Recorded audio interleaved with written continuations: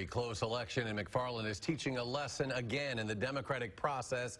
Amy Reed joins us in studio to explain how. Amy? Right, it's the election day cliche. Every vote counts. But of course, it's a cliche for a reason, and those in McFarland are finding out why firsthand. The day after an election, news spreads fast. You know, it's a lesson learned for me, for sure. Last night in McFarland, every vote. The results certainly got interesting. Certainly did count. I don't think we tend to see it this divided, but we see people active, and sometimes that results in a really close race. The race was for village president. By the looks of the neighborhoods, it seemed Carolyn Clow had a real chance to unseat incumbent Brad Zaboter. I guess she did. I knew it was going to be a very close election.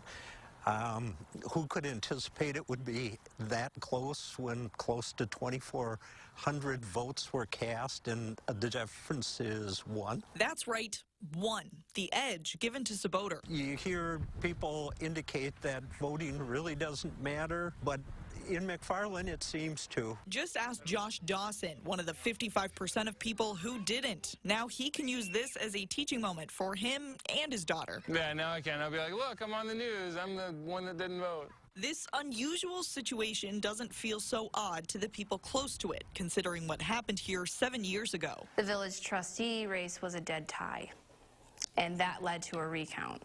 And then one candidate pulled one vote during the recount and won by one. So I think it's normally a fairly uncommon thing, but, you know, the village of McFarland has seen it a couple times in the last 10 years, interestingly enough. Each time there is no automatic recount, meaning Zaboter really can be the winner. It's nice to be on top, at least for the moment. Clow has until Friday to request the village count the votes again. But regardless of any potential flip, Every vote counts. or whether you did or didn't vote, The fact that, you know, get out of your own head and actually, you know, remember that every vote does matter. the lesson stands. Every single person who came out yesterday, their vote counted, and it showed in the results. And I think that's an awesome reminder for all of us.